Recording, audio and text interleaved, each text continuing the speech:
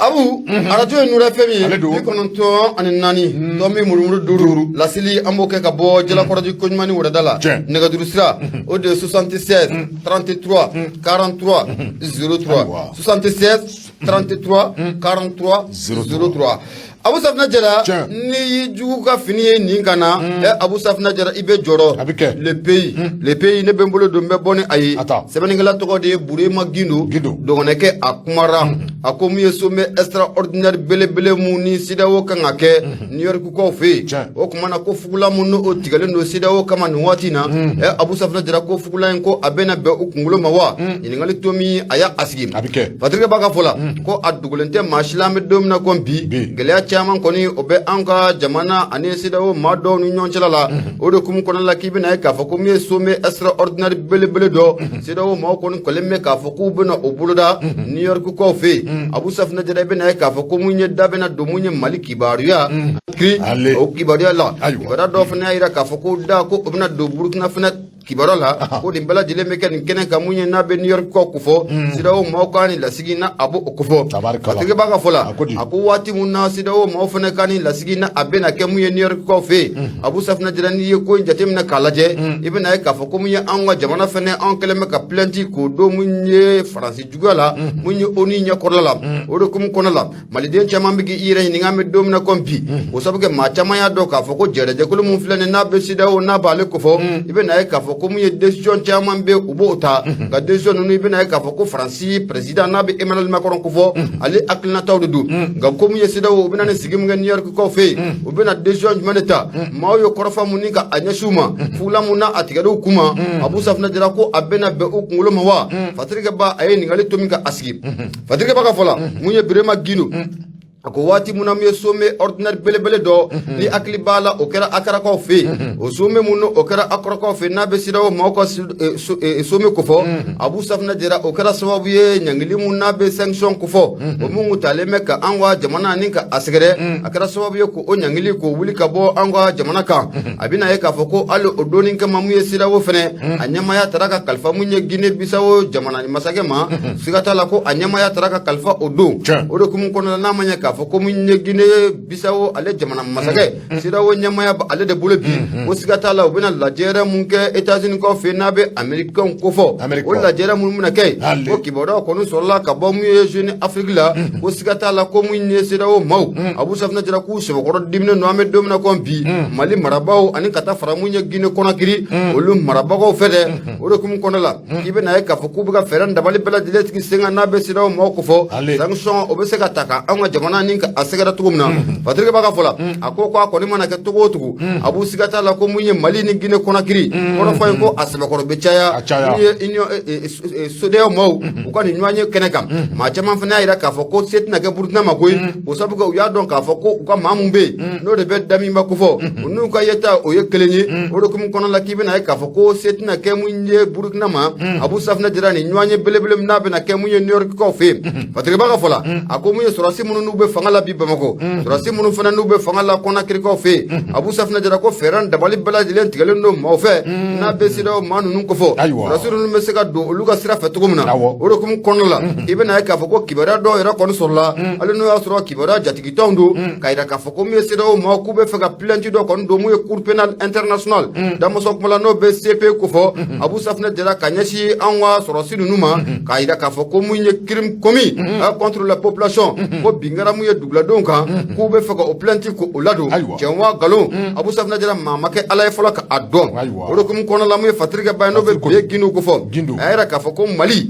anye plenty mun konin do mu ye France jugala onin keneka Abu Safna Jara ko abina fako dabna do ofana koy mo mi sidawo bo songono udado lawa wal madda intena songodo lawa ko sika konte femuna Abu Safna Jara be na ka fako mu ye anwa jamana sidawo lainin chaman ke anwa jamana fe ale no asro o lainin bala dile amati me folo fɔlɔ laɲini belebele fɛn jumɛn de o ye koronkaramu ye ko o taara ka di mun ye CEDEAO ma k'i bɛna ye k'a fɔ ko min ye CEDEAO k'u kan ka fɛɛrɛ ni jateminɛ bɛɛ lajɛlen k'o kɛ a b'u ye fili mun kɛ waati tɛmɛnenw na ka embargo ta k'o da an ka jamana kan u ka fɛɛrɛ ni dabali bɛɛ lajɛlen kɛ u kana o fili kelen a b'u ni k'o bila sen kan o de hukumu kɔnɔ la ko min ye CEDEAO ma u ka nin ɲɔgɔn ye mun kɔni n'a bɛna kɛ nin kɛnɛ kan a b'u y'o de f'i ɲɛna n k'a bɛna kɛ waati la waati mun na ni Mali fɛnɛ kɛlen bɛ ka plainte kɔni k'o don mun ye Faransi juguya la Conseil de sécurité de l'ONU ale kɔnɔ la jalaki mun n'an y'a ta ka Faransi k'a sɛgɛrɛ k'a yira k'a fɔ ko min ye Faransi ko a bɛ ka terroriste n'a bɛ jatigɛ wale kɛbaaw ko fɔ Abu Safinɛ Jara ko a b'u k'u dɛmɛ mun ye anw ka jamana o kan o de hukumu kɔnɔ la anw ka marabagaw y'a yira k'a fɔ dalilu bɛɛ lajɛlen ko a b'o olu bolo mun ye fatirikɛba ye n'o bɛ Birema Gino ko fɔ walasa anw k'a dɔn k'a fɔ ko CEDEAO jɛkulu don danaya bɛ jɛkulu mun kɔnɔ la jɛkulu don mun ye maa bɛ se k'i jigi da jɛkulu mun kan Abu Safinɛ Jara ko o fana bɛ sɔrɔ nin yɔrɔ in na dɛ CEDEAO n'a ye dɛmɛ ta ni ka anw fana k'an sɛgɛrɛ an kɛlen filɛ ka jalaki mun don Faransi juguya la ne CEDEAO ko n'a ye dɛmɛ ta ni ka anw sɛgɛrɛ o la a bɛ ka sababu ye maa caman kun kɛlen bɛ k'i jigi waro CEDEAO la ko maa caman bɛ i jigi da a kan ka baara in bɛna kɛ wa CEDEAO bɛna kɛ wa Abu Safinɛ Jara ko ɲininkali to min ko a bɛ sigi nka ko in kɔni filɛ taabolo min na i n'a fɔ ko bi a dogolen tɛ maa si la k'a fɔ ko min ye CEDEAO jamana ɲɛmaaw Abu Safinɛ Jara u bɛ baara kɛ ni Faransi ka hakilina de ye o de hukumu kɔnɔ la i bɛna ye k'a fɔ ko nin lajɛyɛrɛ min kɔni na a bɛna kɛ CEDEAO maaw fɛ Abu Safinɛ Jara ko a kuma ko a bɛ caya kosɛbɛ Mali yɛrɛ n'a ma ɲɛ k'a fɔ ko a ko bɛ nin taabolo la e ko ni CEDEAO nana sanction ta ka jamana in kɔni ka a sɛgɛrɛ n'a bɛ ba Maliba ko fɔ e ko an tɛna an fosi ka bɔ mun ye CEDEAO kɔnɔ la wa o sabu kɛ e k'a jateminɛ k'a lajɛ waati mun na gɛlɛya kɔni ko a bɛ anw ni Faransi jamana cɛ jɛkulu mun bɛ n'an k'a ma ko Union européenne n'a bɛ nansaraw ka jɛkulu in ko fɔ o ye dɛmɛ bɛɛ lajɛlen ta ka Faransi jamana ka a sɛgɛrɛ CEDEAO anw fana jigi dalen bɛ jɛkulu mun kan Abu Safinɛ Jara waati mun na mun ye gɛlɛya o ba anw da la CEDEAO bɛ ka taa fara Faransi kan ni ka anw kɛlɛ Abu Safinɛ Jara ko ye fɛn ye malidenw tɛ ka se ka fɛn mun kɔni ko o faamu CEDEAO walasa a ka segin kɔ k'o baara k'o boloda Abu Safinɛ Jara nin sanction mun n'an filɛ k'a don mun ye Faransi juguya la o mun ye CEDEAO a fana ka bɔ k'an ka jamana n'a bɛ ba Maliba ko fɔ a ka anw dɛmɛ nka baara in kɔni ko a bɛ gɛlɛya fo k'a fɔ ko a bɛ gɛlɛya kunnafoni kɔni filɛ nin an y'a sama ka bɔ mun ye le pays ale kɔnɔ la bɛɛ gindo ale sɛbɛnnikɛla ye Abu i bonya o b'a la bidi kɛra k'a fɔ bɛɛ gindo an b'a fo n'i y'ale bila ne bɛ n bolo don n bɛ bɔ ni sɛbɛn min ni o cogoya ko nouvelle urgence don k'a fɔ nin ye Toguna A Traoré sɛbɛn don k'i k'a dɔn k'a fɔ maa minnu ni olu bɛ an ka jamana a ɲɛmaaya la n'olu ye autorité de la transition ye a k'i k'a dɔn k'a fɔ ni jɔrɔ bɛ u la bi o ye k'a dɔn k'a fɔ u ye rapport min gosi ka taa k'a dɔn k'a fɔ ONU na ni k'a dɔn k'a fɔ rapport min ni a talen bɛ ka Faransi ka ale sɛgɛrɛ k'a dɔn k'a fɔ ko ni jɔrɔna bɛ anw ka autorités la bi k'a dɔn k'a fɔ ko o ye jɔrɔna dɔ ye siriba ka fɔ k'a dɔn k'a fɔ ni o ye Toguna ye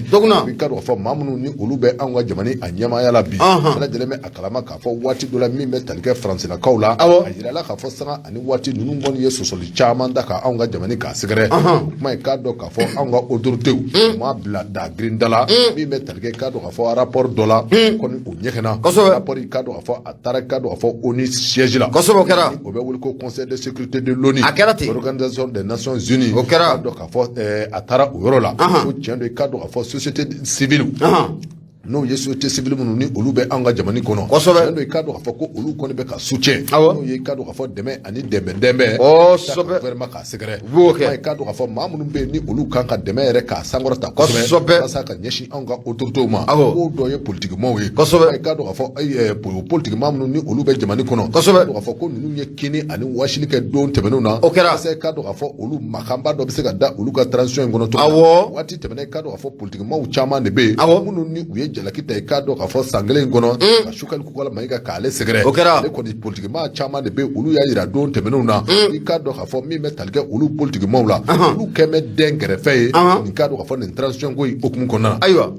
ba k'a dɔn k'a fɔ an bɛ waati min na komi bi kosɛbɛ k'a fɔ ko plainte tigɛra ka taa Faransi contre la walasa k'a dɔn k'a fɔ Faransi a ye violation minnu ta ka anw ka jamana k'a sɛgɛrɛ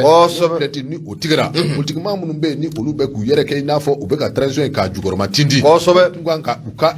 soutien u ka bɔ u ka soutien u kan ka yira nin waati in na k'a sababu kɛ k'a dɔn k'a fɔ politikima minnu bɛ yen ni olu ko ko u bɛ ka transition k'a jukɔrɔma tindi min bɛ tali kɛ k'a dɔn k'a fɔ dɛmɛ la ani dɛmɛ u kan k'o ta tɔgɔ bɛɛ lajɛlen na nin waati in na i k'a dɔn k'a fɔ plainte min ni a kɛra ka don ka fɔ France contre la masa ka don ka fɔ ko u ka se ka transition maaw dɛmɛ plainte na a sababu kɛ ka don ka fɔ kabi plainte in dara ka se fɔ bima a bi n'a fɔ ta tɛ ka bɔ sisi tɛ ka bana ye min bɛ talikɛ ka don ka fɔ kabini utukalo tile 18 jamana kuntigi kɔrɔ ale ka fanga a ye bili min kɛ min bɛ talikɛ ka don ka fɔ Sukali Kukala Mayiga waati min na ale kɔni a tun bɛ fanga na politigima caman de bɛ minnu ni olu ye jalaki ta min bɛ talikɛ ka don ka fɔ Sukali Kukala Mayiga k'ale sɛgɛrɛ k'a jira k'a fɔ nin fanga min filɛ nin ni o ye transition ye ka don ka fɔ ko politikimaw ka transition tɛ min bɛ talikɛ ka don ka fɔ transition ye M5 ye ani sɔrɔsilakaw ka fanga ye kuma ye ka don ka fɔ an bɛ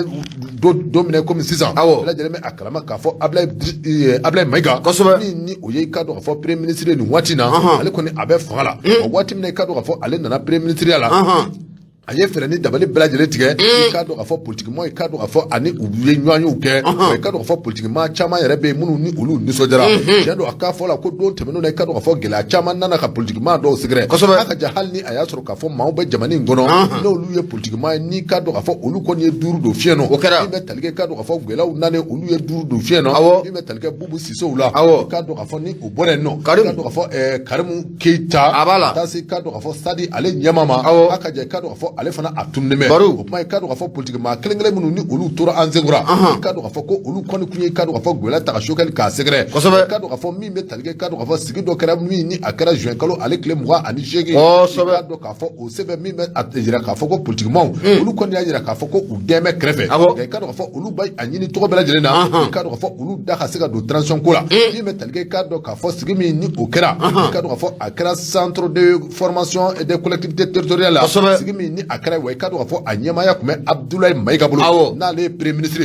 o sɛbɛn i ka don k'a fɔ Kasimu Tapo ale ye Morema a ɲɛmaa ye i ka don k'a fɔ a ye nisɔndiya kuma caman fɔ a y'a jira k'a fɔ ko san kelen tɛmɛnen filɛ nin ye min bɛ talikɛ den kɛrɛfɛ la olu tun bɛ o la o kuma i k'a dɔn k'a fɔ n'a ma ɲɛ k'a fɔ ko olu kɔni i ka dɔn k'a fɔ premier ministre a falenna o kuma ni a y'a sɔrɔ k'a fɔ ko o ye tiɲɛ ye i ka dɔn k'a fɔ olu na sɔn min bɛ talikɛ soutenance la n'o ye ka dɛmɛ ani dɛmɛ ta ka transition k'a sɛgɛrɛ o kuma i ka dɔn k'a fɔ min bɛ talikɛ i ka dɔn k'a fɔ Yelenkura PS Yelenkura ale ɲɛmaa i ka dɔn k'a fɔ ni o ye Amadu Kuita ale fana a kumana koyi a ko i ka dɔn k'a fɔ ko tiɲɛ don olu kun dɛmɛ kɛrɛfɛ i ka dɔn k'a fɔ nin waati laban in na i ka dɔn k'a fɔ tiɲɛ na min bɛ talikɛ bonya ani karama la a bɛ ka ta ka olu sɛgɛrɛ k'a sababu kɛ premier ministre ko ye i ka dɔn k'a fɔ n'a ma ɲɛ k'a fɔ ko nin bɛɛ lajɛlen ye tiɲɛ ye a jira k'a fɔ ko aw tɛmɛ don transition na plainte min ni a tigɛlen bɛ nin waati in na ka taa Faransilakaw sɛgɛrɛ o kuma i ka dɔn k'a fɔ ko politikimaw de bɛ nin gɛlɛya in k'a dɔn kosɛbɛ ko politikimaw kun kan ka sɔn i ka dɔn k'a fɔ ka fara transition maaw kan n'a ma ɲɛ k'a fɔ ko olu ko u ka don fanga la n'a ma ɲɛ k'a fɔ ko u ko considération ta mɛ k'u sɛgɛrɛ nin waati in na o kuma k'u fana jɔyɔrɔ kun kan ka kɛ mun ye u kana da min ni a taara nin waati in na ka Faransi sɛgɛrɛ k'olu jɔyɔrɔ kan ka kɛ mun ye a fɔra u da de ne kan ka to nin cogo in na abada a fɔra u ye u man ka kuma o gorola de koyi u man ka kuma o ma kuma jala dɛ jagoya de y'u ka kuma ye o de kan ka dɔ fɔ jagoya de y'a ka kuma ye n'a ko k'a bɛ Maliko de la a bala ninnu ka bila u kunna an bɛ mun fɔ politikima ninnu ɲɛna Abu Safinɛ Jara fɛn dɔ kɔni bɛ yen u k'o dɔn u k'a dɔn k'a fɔ ko min ye Faransi ni maa si ma ye n'o o hakilina mun b'u la u k'o bila kɛrɛfɛ o banna dɛ k'a fɔ ko Faransi de bɛna président de sigi an kunna bilen o banna dɛ a y'o hakilina bila ni diɲɛ yɛlɛmana yɛlɛma nɔfɛ kana fɔ an ka hakilina bila a f'u ka bila e ka mɔgɔ tɛ yan a centraliser cogo di e ka mɔgɔ pas parti e ka mɔgɔ tɛ yan ayi sen t'a la i seginnen kɔ de bɔra lɔ a mɛnna awɔ ni sɔrɔsiw don i ni sɔrɔsiw don a banna an t'an da dugu dɛ ayiwa min bɛ talikɛ i ka dɔn k'a fɔ tuguna la a ko i ka dɔn k'a fɔ nin waleya min ni politikimaw kɛlen filɛ k'a kɛ n'a ma ɲɛ k'a fɔ ko i ka dɔn k'a fɔ ninnu ye nin waati laban in na min bɛ talikɛ i ka dɔn k'a fɔ tɛgɛrɛ u bɛ k'o fɔ n'a ma ɲɛ k'a fɔ u bɛ ka dunun fɔ minisiri kura u ye dunun ni tɛgɛrɛ ta k'o sɛgɛrɛ kuma duman caman bɛ ka fɔ kuma ko nin waati laban in na i ka dɔn k'a fɔ k'u kun kan ka fɛɛrɛ ni dabali bɛɛ lajɛlen tigɛ min bɛ talikɛ i ka dɔn k'a fɔ soutien na n'o ye dɛmɛ ani dɛmɛ ye ka transition k'a sɛgɛrɛ u ka kuma u bɔ daden kɔnɔ min bɛ talikɛ i ka dɔn k'a fɔ dɛmɛ ka se ka taa min bɛ talikɛ i ka dɔn k'a fɔ plainte min ni a tigɛra ka taa Faransi la ka taa ONU la Faransilakaw contre la min bɛ talikɛ politikimaw la ko nin ye kɛlɛ ye kɛlɛ min ni olu de bɛ a ɲɛdɔn kuma k'u kan ka sɔn u kan ka bɔ fanga ta ka fara Asimi fanga kan k'a fara gouvernement fanga kan min bɛ talikɛ i ka dɔn k'a fɔ an bɛ se ka Faransi digi ka se dɛnɛ la cogo min na ko u kɛlen bɛɛ lajɛlen kɛlen bɛ ka u da de ko ADEMA PAS k'olu ye communiqué dɔ kɛ communiqué min kɔnɔna na n'olu y'a ADEMA ale tɛ Marama Jara ya Marama Jara a ɲɛmaa y'o ye a ye ɲɛmaa y'o ye Marama Jara awɔ Maramanja Jara ko lu ye communiqué di doke communiqué min gonna na ka do ka foko u masinga position claire ke mi ma yira ka foko chero plati mi ni akele flek amanya ka do ka fo France la ko ka bare manya mi me talike demela ka do ka foko u dama se deme mama go ko nya foko ka foko olu bi mi nyini oni fe plati mi ni mali nyewu ya ke u ka fere dabali bele jele ke oni ka ko ka étranger to la bo dara utama bo mina mun fi o mun fora u fla ko mun foli ko oni ka étranger to la abu safna de ukarabara do kumara koy ukarabara do kumara ukarabara ka de vo quoi no o mun fla ka ni mun foli din do nu da o mun fla ka ni mun fo ça veut dire que abolu wakilla nous ya ila France la ka ba directement wartina soro ka campagne ke bon a chaman fana be ibita soro mu yo ko dossier be France bolo abara a chaman be abu kabakudu kuka critique tiketola ata ko kabaka jamana deme abara doro asari halibi kuma ma prepare ni mon politique kuma blale kuranja de ko ka foko uka ke aketola ika position ma do ika position kanka kembi ne de malde hal na ya chiro ne politique mai nga aye ake de telle sorte que Mali be se ka se ba sur France abana adama kango fo abu nu ma se ka ketere aya ira mu yo onina aya nyefu nyina aya fere bela jilenga Mali ko dalu ma bo dalu nga tayira alors abana problème mi aywa ngabe na se ka ko kuma monton ko da abana parti ngira bebora demande la abana ay parti bebora la bebora la damne adama e wira ka fe adama PASG adama koro damne la parti bebora la RPM IRDO abana e parinawo abebora abana abe na reboura à la rigueur hali do ka fola seni du nu fe nu abebora abe ku adama jekulu kele abebora bossa fanga mbol le bolo kabi abe sambi sabo fanga foi matema jamana ngona mo lam trawlu ka parti nu ni bebora ko fanga foi matema jamana ngona adama ku demu ko ni make hali bi wa ko aywa bete kuma fasir fle to kuna ali ka sebendo abu sabna dira to kuna ame folita ni ka asegere so de bama ko ne ba asama ka girena maimuna dumbiya fakuli muso ka maimuna abu akumara ako muye to sira anga sebekoro gan akagwa gele muni abe Mali ane Côte d'Ivoire jamana ni nyokonche na be talike sorasi binani ane wora muno omlele ma ambulo ibe na ka foko munye Alassane Dramane Ouattara abu safna dira ko ayeko ka sebekoro yugo bade fasirika baga fola munye maimuna dumbiya na be muso ka maimuna kofo abu safna dira ayayira ka foko munye Abidjan no ko ayini kafo ko sorasi binani ane wora muno oba en fait ko kunyo ko fa munga teme ko fo ka teme no be sandele no obo ko fo abu sek safna dira usegno ko kuraide ko yayira usegno rega o de kadu kasegu usegno ko pagelega kunu sandele encore o de répéter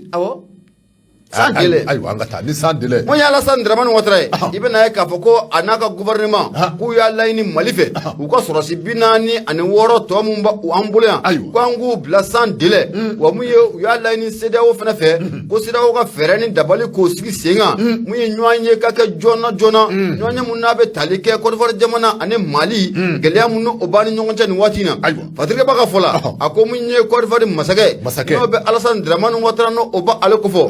abu safna dira baren kumu ka tasira mun fe abina fo Alassane Dramane Ouattara baren takasira o maji aye tuguni o de kumu kono na no be voie diplomatique ko fo abu safna dira akoni kelen ko den kada fen watina Alassane Dramane Ouattara ibe na ka fo ko aya laini munye sido mo fe feran dabali bera dilenga tike jona munye kuma ka ke Mali ani munye Côte d'Ivoire jamana gele mun oba ani nyongo chelala patrika baga fola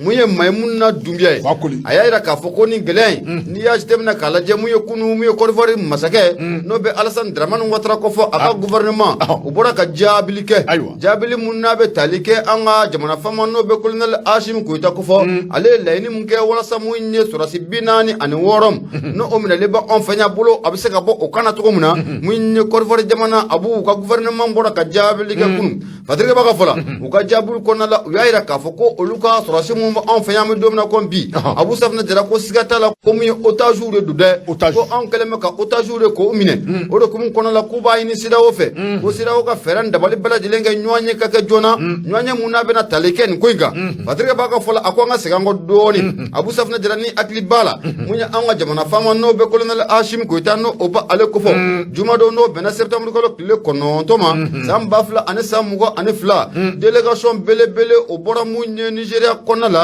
délégation mun kɔnɔna la k'i bɛ na ye k'a fɔ ko mun ye Nigérakaw ka ministre mun bɛ yen n'o b'u ka affaires étrangères n'o ba ale kunna Abu Safinɛ Jara ale kɔni kun bisimilala anw fɛ yan juma tɛmɛnen n'o bɛnna septembre kalo tile 9 ma a nakun tɛ dɔwɛrɛ ye sɔrɔsi 46 tɔ minnu o b'an bolo yan fɛɛrɛ dabali bɛ se ka kɛ cogo min na fo ka bɛn o bɛ se ka na Mali ni Côte d'Ivoire jamana ni ɲɔgɔn cɛ o de hukumu kɔnɔna la mun ye an ka jamana faama n'o bɛ colonel Asimi Goyita kofɔ a y'a yira mun ye Nigérakaw ka nin ciden in na a ko mun ye Alassane Dramane Ouattara Alassane Dramane Ouattara an bɛ don min na comme bi n'a ma ɲɛ k'a fɔ ko a bɛ ka laɲini k'a fɔ ko a ka sɔrɔsi 46 in ka bila Alassane Dramane Ouattara maa dɔw ye tiɲɛni kɛ an ka jamana kɔnɔ wa olu kɛlen bɛ ka t'u da mun ye Côte d'Ivoire jamana la u ka fɛɛrɛ dabali bɛɛ lajɛlen tigɛ sen kan ka Mali walasa ka transition in ka a senkɔrɔma cɛ cogo min na ka transition in ka a dafiri o de hukumu kɔnɔna la mun ye jamana faama n'o bɛ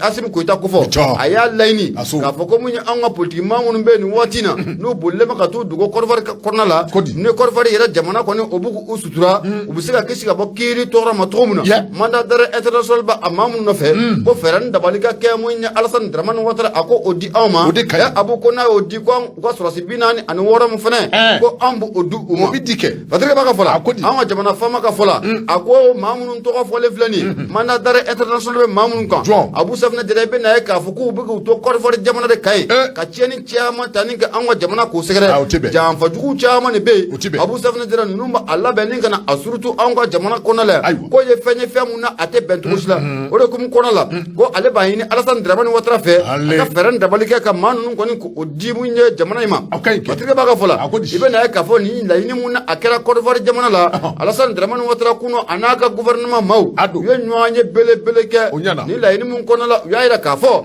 an ka jamana faama filɛ ka laɲini mun kɛ nin Abu Safinɛ Jara k'u tɛna sɔn a ma bi wa k'u tɛna sɔn a ma sini o tɛ sɔn a ma bi u tɛ sɔn a ma sini a tɔ kɛra fɛn sa an ko Abu Safinɛ Jara anw ko Karimu Keyita minnu bɛ yen Cɛma Ibɛri Kulubali ka taa bara mun ye dɔgɔtɔrɔ Bubu Sise olu minnu b'u k'u to mun ye Côte d'Ivoire jamana la ka janfa k'o labɛn ka n'o sira tɛ an fɛ yan ko u ka di anw ma Alassane ko k'abada Alassane a ka sabali sa cɛkɔrɔba ka sabali sa mais ne ko a kuma ko k'a dilan voie diplomatique a y'o yɛrɛ bila o nin t'o dɔ ye wa n'a y'o bila a bɔr'o kɔnɔ voie diplomatique ko a bɔr'o kɔnɔ bon a ka bɔ o kɔnɔ sa a filɛ voie min kan nin a bi tɛmɛ nin kan wa kasaw bɛ e fɛ yen u bɛ ka cani ta ka o bɛ ka janfa jugu o jugu o la olu lase anw ma Ala i ka taa ni taw ye wa i b'a ye k'a fɔ ko jamana in kɔnɔ ye Abu Safinɛ Jara maa dɔw bɛ n'a yira k'a fɔ ko mun ye Alassane Dramane Ouattara ko o tɛ ka janfa foyi labɛn ka se jamana ma bon an ka Mali ma bon i b'a ye maliden dɔ de bɛ nin fɔ yan maliden dɔ de bɛ ka nin fɔ yan janfa ti ka labɛn le fait que ale sɔnna ka ninnu lamara ye janfa dɔ bɛ tɛmɛ o kan wa Abu janfa yɛrɛ ka ca janfa bɛ tɛmɛ o kan wa Alassane ye janfa mun ta ka jamana in k'a sɛgɛrɛ transition in daminɛ fo ka n'a bila bi la a bɛ compter wa maliden jugu min y'i to Côte d'Ivoire k'a fɔ ko ale ye jamanikuntigi ye o kɛra yɔrɔ jumɛn o tɛ janfa dɔ ye o kɛra min olu de ma kuma telefɔni na yan o kɛra yɔrɔ jumɛn a bɛ dɛsɛ ko a tɛ tɛmɛ kalo 6 kan kalo 3 ko a ye dɔgɔkun 2 alors olu de m'o fɔ o ma kɛ yan o kumakanw t'an bolo Abu o fana tɛmɛnen kɔfɛ ka bɔ yen ni hakili b'a la mun ye pankuru dɔ bɔra mun ye Côte d'Ivoire jamana la waati tɛmɛnenw na u ye pankuru u y'a transporteur bɛɛ lajɛlen k'a faga a b'a la fɛn min bɛ kɛ sababu ye ka avion yɛrɛ k'a bugunatigɛ dɔn u y'a bɛɛ lajɛlen k'a faga u y'a bɛɛ faga ka taa an ka kɔrɔnfɛn fan na o kɛra o pankuru bɔra min n bɛɛ bɛ kɛ ɲinan de n'a bɔra Côte d'Ivoire a bɛɛ bɛ kɛ kɔsa in na n'a bɛɛ bɔra Côte d'Ivoire a bɛɛ bɔra Côte d'Ivoire janfa ti tɛmɛ janfa caman de a tigɛra ka anw Alassane kɔni bɛ janfa kɔnɔna la o jɛlen don alors o jɛlen don wulibali o dɛ n'a ko ko u ka bila u de bɛ anw bolo yan a ko k'u tɛ bila dɛ ayiwa donna don dɛ a ko tɛ k'a ti di dɛ ayiwa Abu o de hukumu kɔnɔna la mun ye Alassane Dramane Ouattara kunu u ka nin communiqué in kɔnɔna la u kɔni y'a laɲini k'a fɔ ko Mali ye laɲini min kɛ Abu Safinɛ Jara k'u tɛn'o kɛ abada o de hukumu kɔnɔna la k'u bɛna fɛɛrɛ dabali kɛ ka wele bila mun ye CEDEAO ma CEDEAO ka fɛɛrɛ dabali bɛɛ lajɛlen k'o sigi sen kan sommet extraordinaire belebele dɔ Abu Safinɛ Jara ko o ka boloda o sommet in ko a bɛna boloda ka tali kɛ sɔrɔsi 46 in a bɛ se ka bila cogo min na sans délai Patrick b'a ka fɔ la mun ye Alassane Dramane Ouattara Abu Safina jira ko sigata la ko mene ka bolo jigi waro yɛrɛ ko sabu ke mun ye diplomatie mun o baara kun daminɛna ko in na Alassane filɛ k'o fili de ta pewu o de kun kɔnɔ la ko a y'a ɲɛsin mun ye CEDEAO ma parce que b'a ka fɔ la mun ye Alassane Dramane Ouattara u ka nin communiqué in na maa ma de da don mun ye baabu in na sɔrɔsi 46 ko in na ka n'a bila an bɛ don min na ko bi ko a bɛ foli ta ni k'u bɛɛ lajɛlen k'u sɛgɛrɛ Fori Yasin bɛ ko a y'a seko kɛ Abu Safina jira fo ka taa bila mun ye a n'a ɲɔgɔnna caman k'olu bɛɛ lajɛlen ko u seko kɛ o de kun kɔnɔ la mun ye Maïmouna Doumbia Fakoli Abu Safina jira a ko ɲininkali to min ko o ka sigi ko tuma na mun ye CEDEAO ni anw banna mun ye CEDEAO ka fɔlen ma u bɛna lajɛrɛ mun ni ko o kɛ lajɛrɛ mun n'a bɛ tali kɛ ni sɔrɔsi 46 in fana kibaruya kan n'an banna u ka laɲini ma Abu Safina jira u bɛna se ka fɛn jumɛn de jagoya ye anw kan walasa anw ka ni sɔrɔsi ninnu ka d'u ma. O tɛ se ka kɛ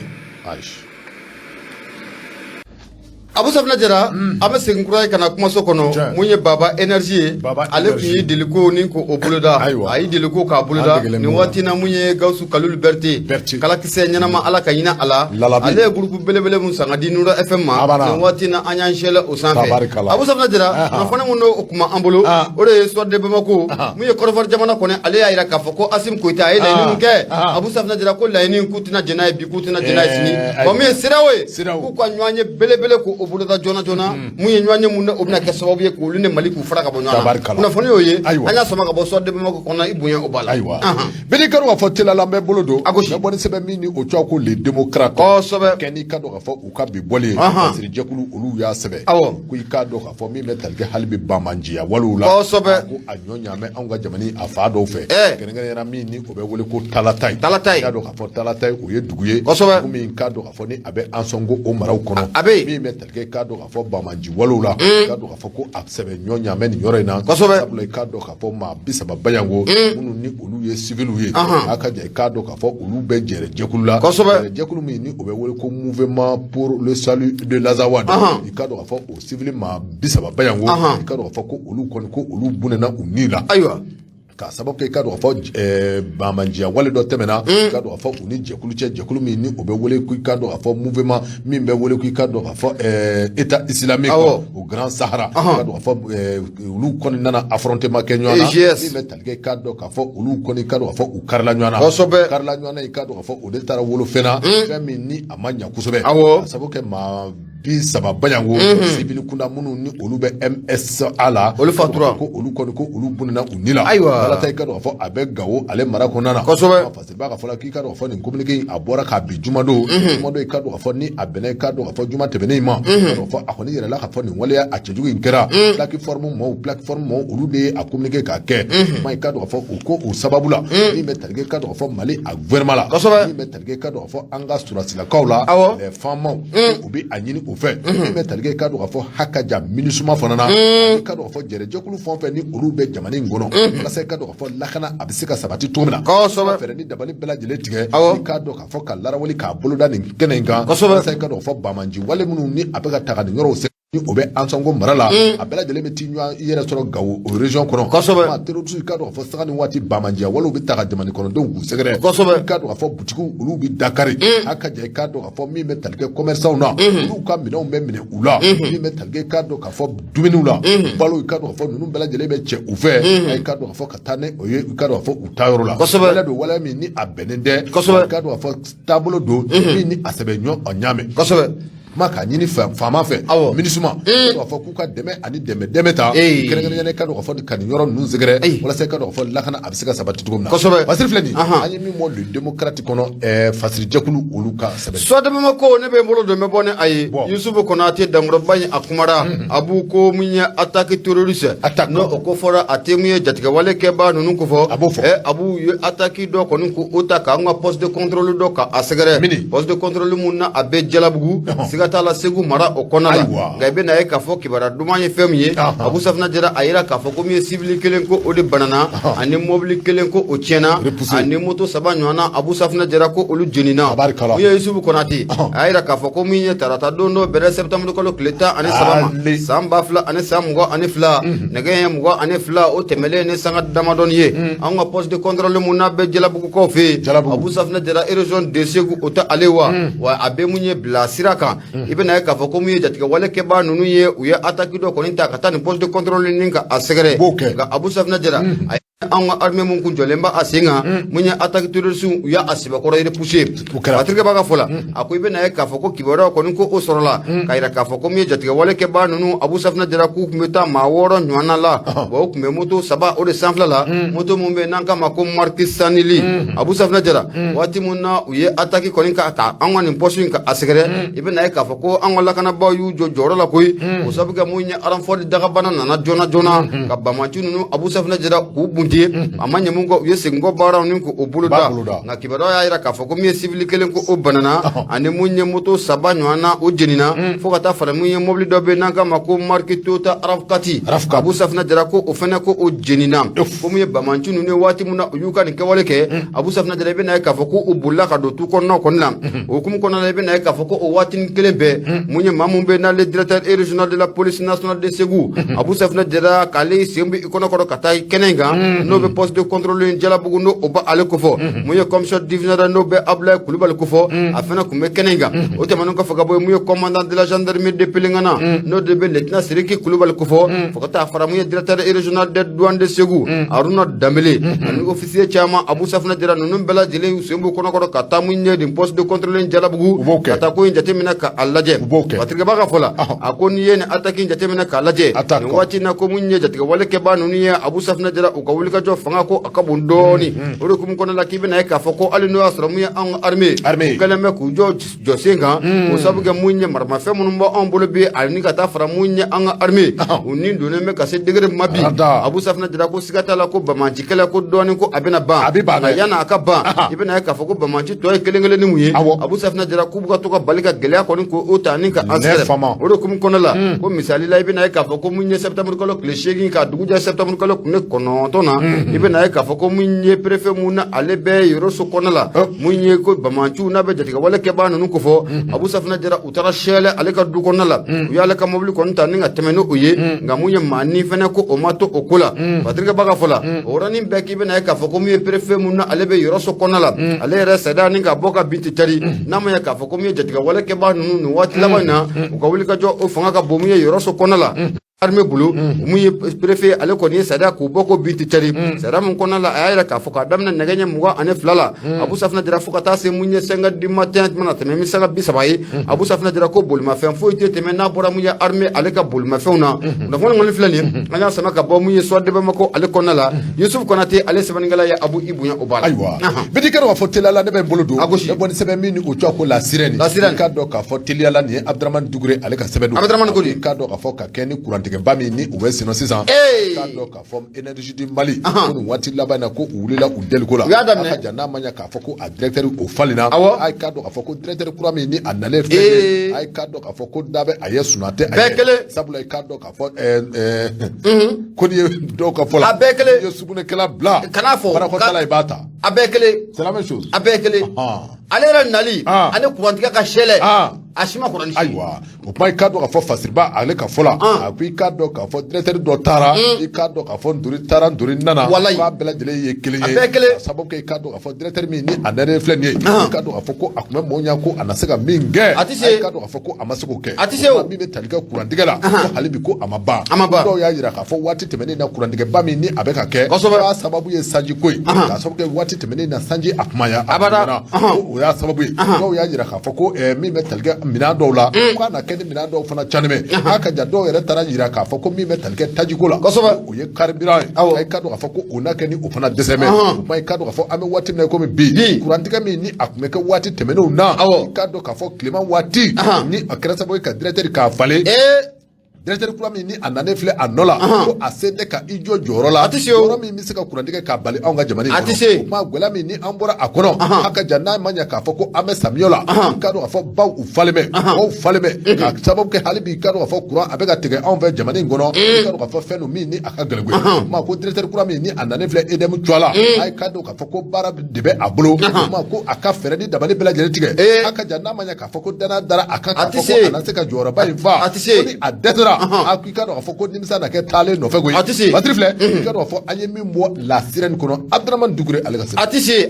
se. Abu Safinɛ Jara an ka nin kelenin ta an ka sɔrɔ ka taa sugu kɔnɔ. Yusu b'a hakɛ to an bɛ nin kelenin ta an bɛ taa sugu kɔnɔ. Abu mun ye soit de Bamako n bɛ n bolo don n bɛ bɔ ni a ye. Lutte contre la corruption n'o ko fɔra a tɛ yuruguyurugu kɛlɛ a to o ko fɔ wa. A b'o fɔ. Mun ye El Hadji Mahamadou Gaba. Abu Safinɛ Jara a kumara. El Hadji Mahamadou Gaba a y'a yira k'a fɔ kabi an ka jamana kɔni an y'an ka indépendance sisan ni hakili b'a la 1960. Abu Safinɛ Jara ka n'a bila an bɛ don min na ko bi mun ye président de ye jamana ye dungo jugu k'u bɛna a kɛlɛ ni ka na a baaraw ni ka a bolo da nka Abu Safinɛ Jara i bɛna ye k'a fɔ ko a caman kɔni ye a kɔrɔfɔ k'o fɔ ani a kɛli kɔni ko o ma kɛ kelen ye o sabu kɛ mun ye yuruguyurugu kɛlɛ ye Abu Safinɛ Jara a kɛra malidenw kɔni bolo jigi waaro ye Patrick b'a ka fɔra mun ye El Hadji Mahamadou Gaba a ko kabi donni mun kama n'o bɛ san 92 Abu o b'o kofɔ bɛɛ jɛ fanga n'o bɛ démocratie kofɔ o nana sɛlɛ an ka jamana kɔnɔ i bɛna ye k'a fɔ ko o de kɛra waati ye mun ye yuruguyurugu dungo jugu Abu Safinɛ Jara ko a fanga ko a nana bonya kosɛbɛ o de hukumu kɔnɔna la k'i bɛna ye k'a fɔ ko président mun o bɛ transition kunna bi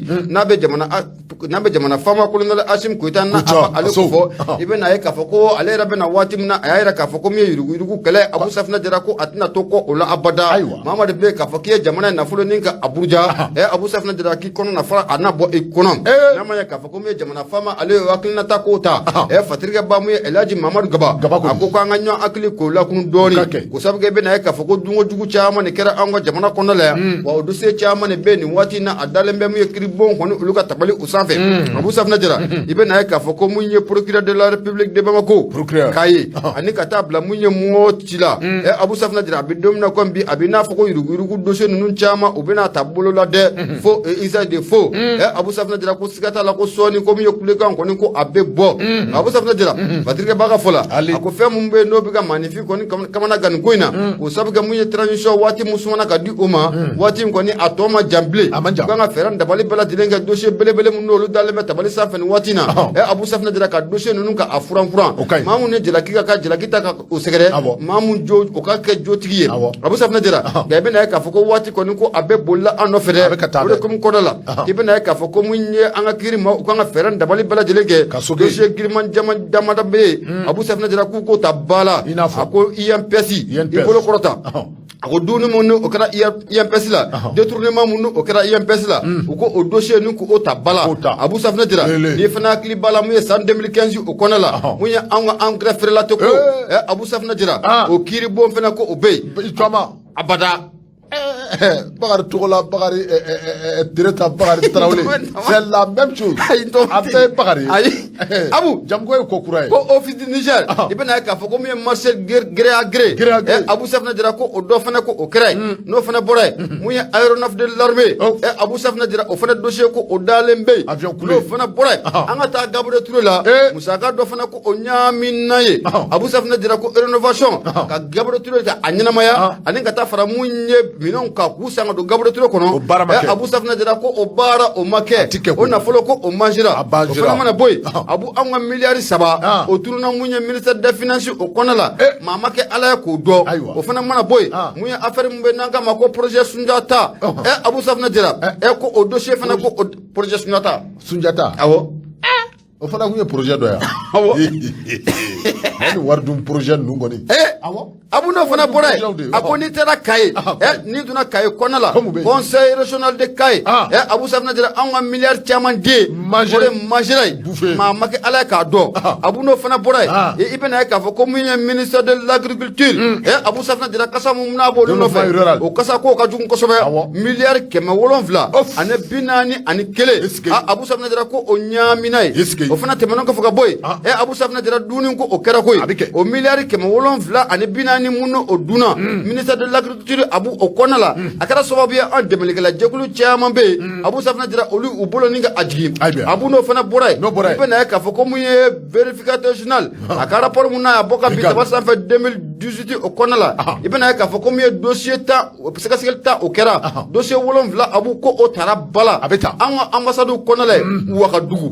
Abu Safinɛ Jara ko ka Wagadugu ambassade ka jɔ Wagadugu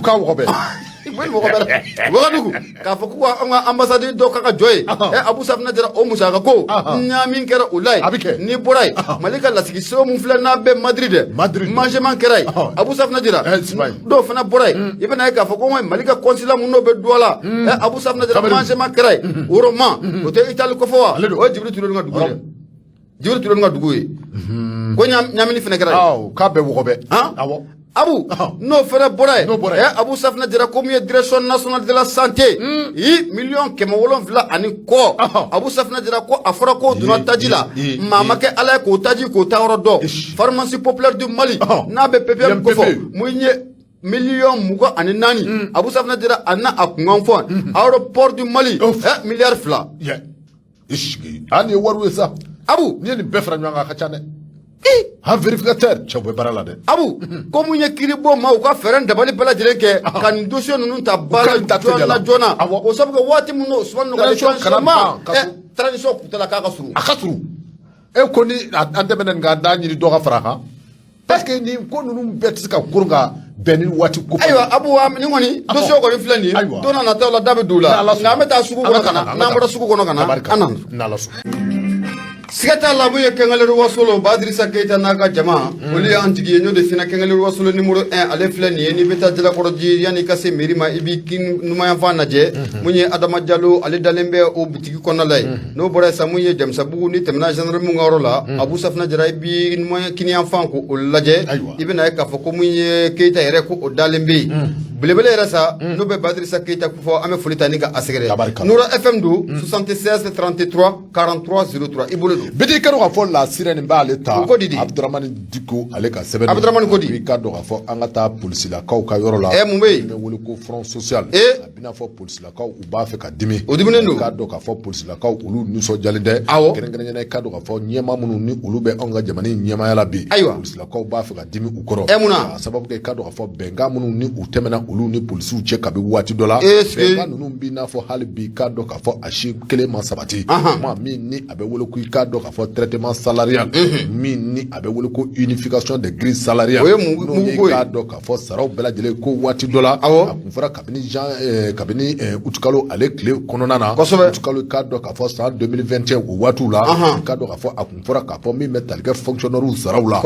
minnu bɛ yen k'a dɔn k'a fɔ ni diplôme qualité fɛn o fɛn bɛ aw bolo k'a dɔn k'a fɔ bɛɛ lajɛlen saraw ko o n'a kɛ kelen de b'o wele ko unification des grilles salariales k'a dɔn k'a fɔ o baara min ni o kun fɔra k'a dɔn k'a fɔ ko polisilakaw fana ko u sɛbɛn nin ko in nɔ min bɛ polisiw kɔni y'a jira k'a fɔ kabini kuma in fɔra a donni kama ka se fɔ bi ma i ka dɔn k'a fɔ ko i ka dɔn k'a fɔ olu ma fɛn ye i ka dɔn k'a fɔ ko application ma ta en compte u ka niveau la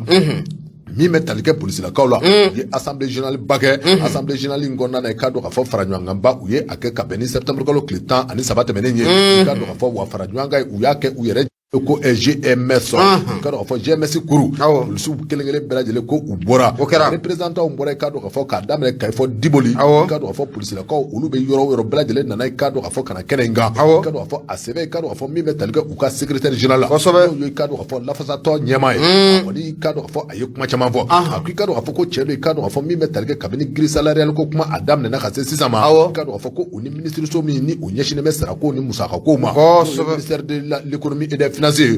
sigi kelen kɛ o sigi in sɛbɛn i ka dɔn k'a fɔ ko bɛnkan caman tɛmɛna u ni ɲɔgɔn cɛ i ka dɔn k'a fɔ k'a daminɛ o don la ka se fɔ bi ma min bɛ tali kɛ i ka dɔn k'a fɔ bɛnkan a waleyali i ka dɔn k'a fɔ ko gouvernement a ma bɛnkan waleya o sabula i ka dɔn k'a fɔ ko u ye tɔndenw wele ka na i ka dɔn k'a fɔ kunnafoni min ni o bɛ sarako kan kunnafoni min ni o bɛ grille salariale ko kan min ni o bɛ wele ko grille unifiée i ka dɔn k'a fɔ kana kuma da i ka dɔn k'a fɔ tɔnden bɛɛ lajɛlen tulo kan i ka dɔn k'a fɔ ninnu kɔni y'a jira k'a fɔ min bɛ tali kɛ i ka dɔn k'a fɔ olu ka laɲini na ko laɲini ko u tɛna n'a bila dɛ i ka dɔn k'a fɔ k'u bɛ fɛɛrɛ ni dabali bɛɛ lajɛlen tigɛ a ka ja i k'a dɔn k'a fɔ min bɛ tali kɛ mobilisation na tɔnden bɛɛ lajɛlen ka to mobiliseli la tɔnden bɛɛ lajɛlen ka to fara ɲɔgɔn kan na bɛɛ lajɛlen ka i tulo kɛrɛmɛsi bɔ i ka dɔn k'a fɔ kunnafoni min ni u bɔra a la i ka dɔn k'a fɔ ko u n'a da tɔndenw tulo kan i ka dɔn k'a fɔ ko kɛlɛ in ko a jigintɔ tɛ so bi a jigintɔ tɛ so sini ka olu tɛna fɛn kɛ u ka kɛlɛ kɔnɔ min n'i ka dɔn k'a fɔ o tɛ sariya fɛn ye k'a fɔ ko u bɛna fɛn kɛ ka tɛmɛ a dama kan u kana wulikajɔ kɛ wulikajɔ min ni a bɛ kɛ sababu ka ɲagami k'a don jamani kɔnɔ ayo tigɛ u tɛ o kɛ fiyewu mais k'a fɔ olu min ye olu ka laɲini min ni u bɛ wele k'u ka droit ani u ka dɔn k'a fɔ u kan ka bila makanba minnu kɔrɔ u ka dɔn k'a fɔ ko u bɛna u kɛ u ni droit min ka kan u ka se ka bila o kɔnɔ min ni a bɛ kɛ bonya ani karama kɔnɔ kosɛbɛ Patiri filɛ an ye min bɔ la sirani kɔrɔ Abdramane Dikoro ale ka sɛbɛn don la sirani an b'a fɔ ba polisilakaw Abu Safinɛ Jara an bɛ foli ta ni k'u sɛgɛrɛ les démocrates ne bɛ n bolo don bɛ bɔ ni a ye fatiri kɛbaa de tɔgɔ Laurent a kumara Abu Safinɛ Jara a bɛɛ na ta denmisɛn tɛgɛ kogo ɲuman siga t'a la ko a bɛ maakɔrɔba dɛgɛ a b'o o naani mun ye dalu ye nin ye dalu mun b'a jira k'a fɔ ko anw ka belebele n'o bɛ Gawusu Kalulu kalakisɛ ɲɛnama Abu Safinɛ Jara dankɔrɔba in ko a taar'i da nka a ma tunu o dalu jɔnjɔn ye fɛn jumɛn ye Mohamed Lalabi ne bɛɛ lajɛlen kama ko fɛnjugu tirima Abu Safinɛ Jara a fa y'i sen da yɔrɔ min na dankɔrɔba in fɛnɛ ko a kɛlen bɛ k'i sen ta nin waati la ka da dɛ mun ye Laurent a y'a jira k'a fɔ ko mun ye Gawusu Kalulu Berete kalakisɛ Lalabi o tɛ ale wa dankɔrɔba in taar'i da Abu Safinɛ Jara kan a ma tunu dɛ o sabu kɛ maa mun bɛ yen nin waati na n'o de Mohamed Lalabi ye n'an bɛɛ lajɛlen kama ko fɛnjugu tirima Abu Safinɛ Jara fa y'i sen da yɔrɔ yɔrɔ mun ye fɛnjugu tirima a kɛlen bɛ k'i sen da o yɔrɔ la fatirikɛ b'a ka fɔlɔ min ye Laurent a ko an bɛ don min na komi bi mun ye Mohamed Lalabi ye ne bɛɛ lajɛlen kama ko fɛnjugu tirima dankɔrɔba in ko a bɛ Côte d'Ivoire jamana na dakun tɛ dɔwɛrɛ ye mun ye Lalabi a ka kalanden minnu n'olu bɛ Côte d'Ivoire jamana na ani olu bɛ se ka kuma cogo min na dalu a bɛ se k'o di kalandenw ma cogo min na Abu Safinɛ Jara ka maaw kalan mun ye tirabu la a ka ja fo ka taa fara mun ye fayida kan k'o ta ni k'o sɛbɛnni k'a ɲɛsin Lalabi kalandenw bɛɛ lajɛlen ma fatirikɛ b'a ka fɔ la Mohamed Lalabi ni bɛɛ lajɛlen kama ko fɛnjugu tirima Abu Safinɛ Jara bɛ na ye k'a fɔ maa don maa mun ni a kanu ni bi wa maa don dɔɔni kɔni siga t'a la ko o ba a la fatirikɛ b'a ka fɔ la a ko kabi dɔɔni min kama mun ye Gawusu Kalulu Berete kalakisɛ Abu Safinɛ Jara ale tununana i bɛ na ye k'a fɔ ko a denkɛ mun bɛ n'o de Mohamed Lalabi ye siga t'a la ale nana jɔyɔrɔ kɔni k'o ta ni ka fara a dɔɔniw kan fatirikɛ b'a ka fɔ la mun ye tirabu ye Abu Safinɛ Jara ko siga t'a la ko fa in y'a bila yɔrɔ yɔrɔ i bɛ na ye k'a fɔ ko denkɛ in kɔni an bɛ don min na kɔmi bi siga t'a la a bɛ ni kana tɛmɛ o kan mun ye tirabu a b'o dɔn wa mun ye bana caman bɛ diɲɛma bɛ diɲɛ bɛɛ lajɛlen boli ka bana minnu ka a fura k'o ɲini an bɛ don min na kɔmi bi ko mun ye fɛnjugu tirima Abu Safinɛ Jara siga t'a la ko a b'o caman kɔni a b'o fura kɛ o ko o misali jɔnjɔnw na i bɛ na ye k'a fɔ ko waati tɛmɛnenw na ko muso dɔ bɔra Faransi kɔnɔna la n'o bɛ Paris kofɔ wa a nana Bamakɔ o y'a sɔrɔ muso kofɔlen Abu Safinɛ Jara i bɛ na ye k'a fɔ ko a ye hôpitaux caman k'o kɛ dɔgɔtɔrɔso caman a y'o kɛ bɔkabin caman a kɔni a y'o kɛ bana dɔ tun bɛ muso in na nka donni min kama a ye Mohamed Lalabi fɛnjugu tirima a ye ale tɔgɔ mɛn Abu Safinɛ Jara a ye fɛɛrɛ ni dabali kɛ ani dankɔrɔba in bɛ se ka ɲɔgɔn ye cogo min na n'o bɛ fɛnjugu tirima n'o b'o kofɔ Abu Safinɛ Jara u ye ɲɔgɔn ye ko siga t'a la ko mun ye Mohamed Lalabi fɛnjugu tirima a ye muso in ka bana k'a ta ka bɔ a kan tɛ cari Abu Safinɛ Jara ko o ko k'o kɛra ɲɛdimi ye wa o ma kɛ kɔnɔdimi ye fatirikɛ b'a ka fɔ la an bɛ don min na komi bi mun ye Mohamed Lalabi fɛnjugu tirima Abu Safinɛ Jara a y'a jira k'a fɔ ko mun ye fa ye dɔɔni o dɔɔni di olu ma o sabu kɛ mun ye fa ye n'o bɛ Gawusu Kalulu Berete kofɔ kalakisɛ Abu Safinɛ Jara a ye dɔɔni o dɔɔni kunba a la a y'a bɛɛ lajɛlen di olu ma sanga ni waati bɛɛ lajɛlen na mun ye fa in kɔni ko a kun b'o olu kalan wa mun ye Mohamed Lalabi fɛnjugu tirima a y'a jira k'a fɔ ko ale danganiyalen don k'a fɔ ko fa in bɛ yɔrɔ min na bi n'o bɛ tiɲɛ so kofɔ siga t'a la kɔni ko a nisɔndiyalen don o kɔrɔ fatirikɛ b'a ka fɔ la a ko mun ye Mohamed Lalabi n'o bɛ fɛnjugu tirima o kofɔ Abu Safinɛ Jara mun ye Lalabi a ka kalanbulon n'i y'a jateminɛ k'a lajɛ a bɛ diɲɛ fantan naani bɛɛ lajɛlen fɛ wa mun ye dankɔrɔba in a mana taa a yɔrɔ o yɔrɔ i b'a ye k'a fɔ ko bonya ani tanga ani dawula ko o de bɛ ta ka mun ye Mohamed Lalabi ɲanama ni ka a sɛgɛrɛ Abu Safinɛ Jara i bɛ na ye k'a fɔ ko mun ye fɛnjugu tirima a ye fura caman k'o sɔrɔ maa caman ka bana la gɛlɛya caman bɛ maa caman kan mun ye Mohamed Lalabi fɛnjugu tirima a y'o gɛlɛya caman k'o wuli ka bɔ o limanaw kan o de kun kɔnɔ la mun ye Mohamed Lalabi fɛnjugu tirima nin waati in na a bɛ Côte d'Ivoire kaw fɛ yen n'o de fiyɛna takun tɛ dɔwɛrɛ ye mun ye Lalabi ka kalanden minnu bɛ yen u bɛ se ka kalan mun ye tirabu la cogo min na Abu Safinɛ Jara ni ka taa fara fayida kan a ka ja maa minnu yɛrɛ siga t'a la a bɛn'o wuli ka bɔ olu kan dɔnniya mun bɛ Mohamed Lalabi la n'o bɛ fɛnjugu tirima kofɔ a bɛ se ka dɔnniya kɔni ka a tila ani mun ye kalandenw ni ɲɔgɔn cɛ cogo min na n'o bɛ Lalabi kalandenw kɔni k'o kofɔ mun ye Mohamed Lalabi a yɛrɛ k'a fɔ ko ale kɔni bɛna fɛɛrɛ ni dabali bɛɛ lajɛlen kɛ fa ye daniya mun ta ni k'o da a kan ale na a dɔɔni ninnu kan Abu Safinɛ Jara mun ye daniya a jigi kana wari kum kono la kam se ga fako mu Gawsu Kalulu Berté dangro ban sigata la koni atuna onuna abu munye Gawsu Kalulu Berté ama bane o sabga denga mu be binobe Mohamed Lalabi kofo fenjugu tirima abu safna dira kabga kabako kula Mohamed domna kon bi munye jinya era buna ku o kena o kan akoy be na ya kafako munye Mohamed Lalabi fenjugu tirima abu safna dira mi domna kon bi dangro ban ibe na ya kafako bana chaman be abu safna dira kata fara munye gelya chaman ka munye Mohamed Lalabi fenjugu tirima apo wuli ka bo munye limano ka atirga baga fola ako munye Mohamed Lalabi no be fenjugu tirima ko nuka akofo ni wati na dangro ban ko ni me korvar jamana la abu abuga feran dabal ke doni munye fayno o kalfa ama ani Lalabi ga kalando mesiga doni ngoni ka akla uni nyonja tukumna ani fayda ni ka aduma munye Mohamed Lalabi ni wati na ko be munye korvar jamana la kuna fona flani anya sama ka bo le démocrate ale kona la abu safna dira ibunya obala beti ame duwa de ke ka do ka fo denge aye sira ki jo fa place la okay yana kusobe ayo halbi alaka atafa duma abu ame bitan ku amade ya munye